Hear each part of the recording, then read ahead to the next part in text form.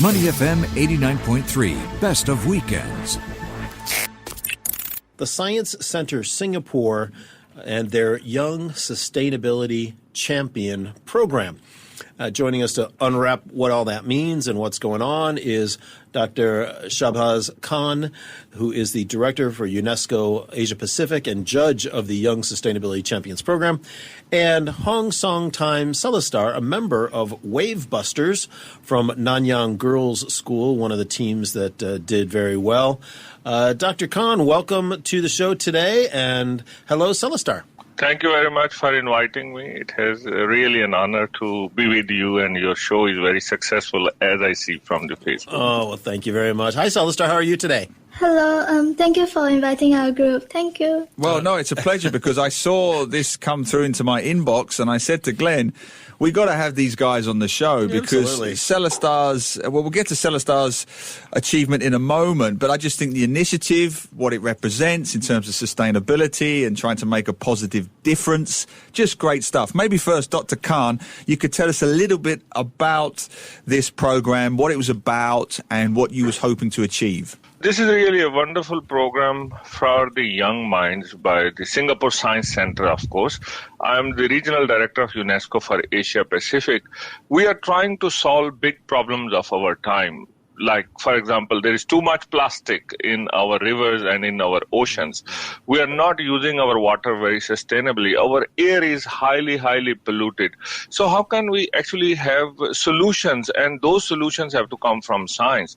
And here, the Singapore Science Center has done a wonderful job by linking actively with schools like Celestars. And they have come up with how can we solve these big challenges for the Sustainable Development Goals.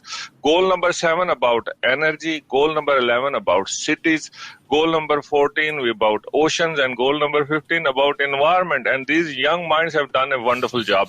In a nutshell, that's the idea. How can we put our minds together to solve the biggest problems of our time? And age does not really matter. It's about our creativity. Dr. Khan, that is so amazing that you put it that way so clearly and so succinctly for us to understand. The young generation, they are the ones that are going to solve a lot of our problems. And so optimistically. Sure. And optimistic as well. I would expect, honestly, nothing less from somebody in UNESCO. So thank you for that kind of opening comment. Celestar, let's talk to you. You're a member of Wastebusters from Nanyang Girls High School. And your team, you were part of this hackathon grand final on Friday. You had to pitch your sustainability project, and your school emerged as the top team for your project to automatically classify recyclable and non-recyclable garbage using a combination of robotics and AI. This just sounds amazing to me. Tell us exactly what that means. Okay, so for our project, we focused on classifying plastic waste and non-plastics and general waste. So we've discovered that actually in Singapore, the recycling rate for plastics is only 6% in 2018, which is quite a small number. So we thought that, and there's actually this problem in Singapore, which that a lot of items in the recycling bins are contaminated. Yes. So we thought it would be nice to have an automated waste sorting bin that could sort recyclable plastics, the ones that are not contaminated and can actually be recycled and sort them apart from the general waste. So we used Arduino to control the lid of the bin, as well as TensorFlow, which is a deep learning model to do the detection of the plastics and what is not plastic. Celestar, how old are you? Can I ask, how old are you? I'm 16. You make me feel most inadequate. This is wonderful stuff. For a guy who often feels inadequate, even you have lowered that bar for Neil, which is amazing. No, but seriously, Celestar, you have made my day. Let me tell you, I write wonderful columns about sustainability. I've written children's books about it. I try and encourage the right message. And here you are, actively trying to do something about it, to try and change the world in a positive way. And I just think it's wonderful. Dr. Khan, what was it about Celestar team's project that you particularly liked?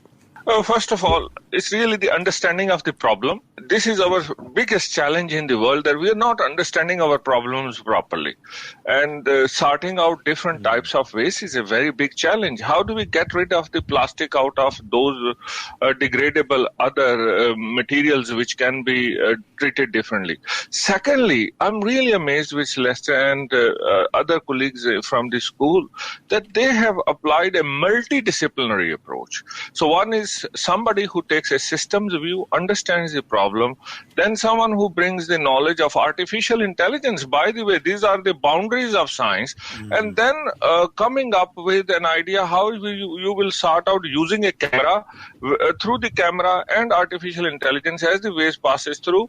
And then they have a mechanical arrangement which actually pushes different types of waste into different bins. Amazing work. And I think it's already at a commercial stage. These young people are ready to become technopreneurs. That really amazed me in the whole process.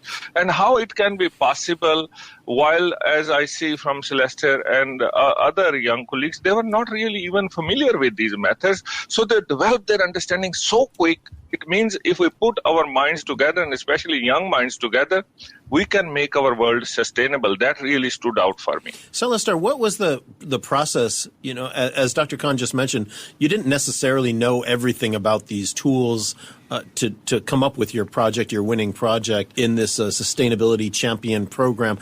How did you guys figure it out? What was your thought process or your work process in trying to understand the technology and figure out how to put it together? So firstly, we had to do the brainstorming. So for that, actually, we were quite exposed to like environmental issues in school. So that wasn't a very big problem, as we were able to identify the problems quickly. And for the coding part, that was, the hardest part. So we had to go online and search through tutorials. And I think what really helped us was also the support given by the mentors at Science Centre Singapore, as they brought us through so we have to use artificial intelligence. Here are some models that you could refer to. And I thought that was very helpful to us. Celestar, my inadequacy continues to plummet because you are speaking in a more articulate way than most of the adult guests we get on this show, firstly. Secondly, you got a nice plug-in for Singapore Science Centre, so you kept on message. Very, very good indeed. And thirdly, you know, you've gone from A to B in telling us the process. So I'm curious to know, what stage is the process at now? Did you actually make this prototype, or is it at drawing planning stage? How far did you actually go with this Wastebusters project? We have the prototype up. It works the mechanisms of the lid works, and we are able to detect between the plastics and non-plastics. But there comes a problem where it's quite hard to connect the learning part, the deep learning part, with the actual movement of the lid. Okay, can you explain that in layman's terms for me? So where is the bottleneck here? Where is the problem? You say there's a learning part, so the technology can't quite decipher different kinds of waste. Is that what you're saying? Actually, it's because for the learning part, we use TensorFlow. Right. For the movement of the lid, we use Arduino. So these are two separate programs, and it's quite hard to gel the both of them together. Very interesting. We are talking about the Young Sustainability Champion Program, hosted by the Singapore Science Centre Singapore and Temasek Foundation. Dr. Shabhaz Khan, Director of UNESCO APAC, is with us. He was one of the judges. And Hong Song Time Celestar, a member of Wastebusters from Nanyang Girls School, the top finishing team. And future Prime Minister of Singapore, I suspect.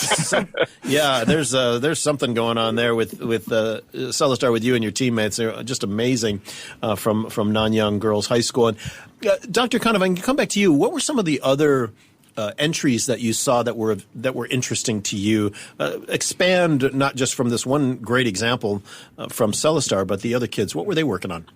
There are quite a few, and certainly plastic is one big issue. Waste is an issue. I was also very impressed with one entry, which was how can we use some of the organic waste from our kitchens to convert it into gas, which can be used as a source of energy. And they were very, very successful. Also, there were computer applications. Young minds, how can you actually go to a supermarket and understand what is in your fridge and what do you need to take more so that you don't waste food, so that there is a better understanding of what is our consumption and how can we reduce our total impact. So quite a lot of interesting things. One of the other ones which stood out also is how can we use a Lego to build a sustainability understanding and how can you grow plants on your office desk. And I asked that, can I have one of them on my desk? So amazing. And if we have to be sustainable in an urban environment like Singapore is, we should also grow some of our food. We should also have plants around us for the oxygen we need. And we must reduce, reuse, and recycle. So all of that was embedded, as I said, all the sustainable development goals, which are so hard for adults to understand, but these young minds have put their mind and they've come with solutions. Dr. Khan, do you sense that there is an urgency and a desire from the young people that you saw, maybe even more so than what we're seeing from adults, when we think about solving or at least tackling some of these pressing problems of our time? First of all, I think now we are in a very difficult situation than ever before. So before we hit this COVID situation, this pandemic has slowed down things. Sustainable development goals in the world have been very badly affected as well, and especially those goals which are about environment and about our sustainability. So unless everybody puts their minds together and sets good examples, and that's what Singapore Science Center is doing with these young minds. What Hong Song has really described to you is the creative minds coming together and creating a very good solution which can solve not only problem of Singapore. You can apply it in Jakarta, you can apply it in Japan, anywhere else.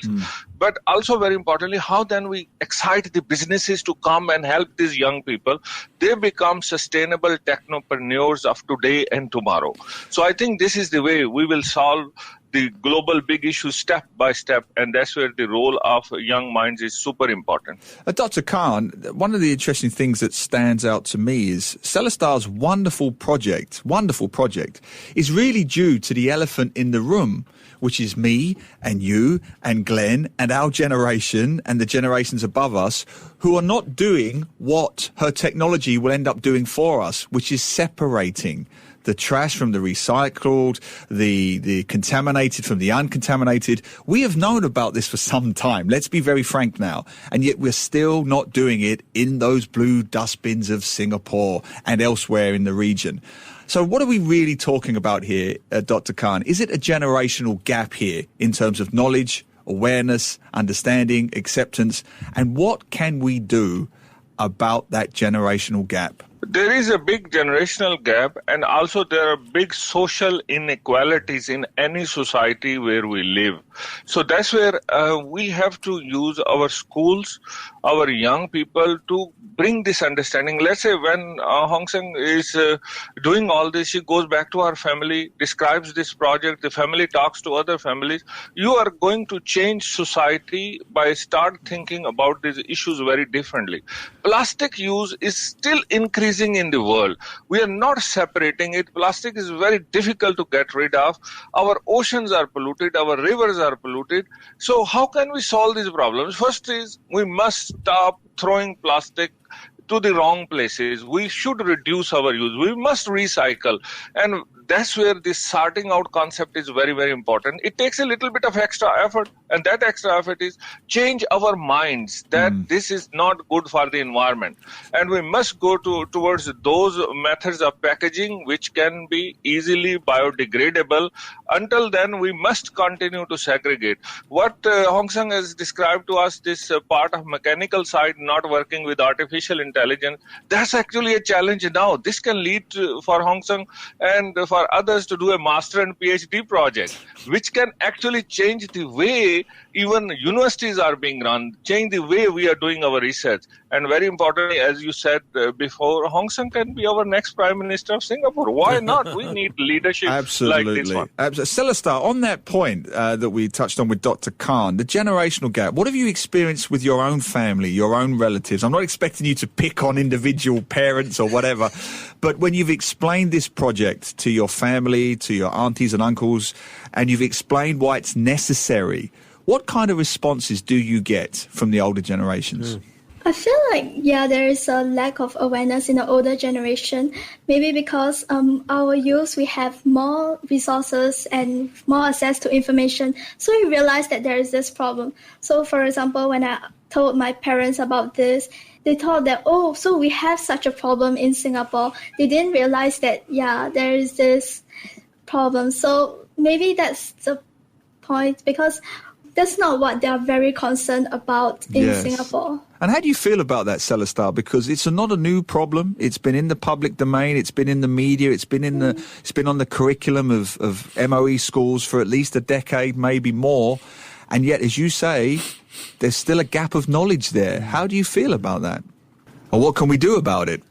I feel like the government and us, we have to work more with the neighborhood, because, for example, it's easier for children or kids to be educated about these issues because we get more exposure in schools. So maybe we can use them as an avenue to get to their parents and their grandparents to explain that there is such an issue and that we should be more mindful about how we treat the environment. Yeah, great comments. We're going to let you have that last word today, Celestar, because you deserve it after your group at Nanyang Girls High School.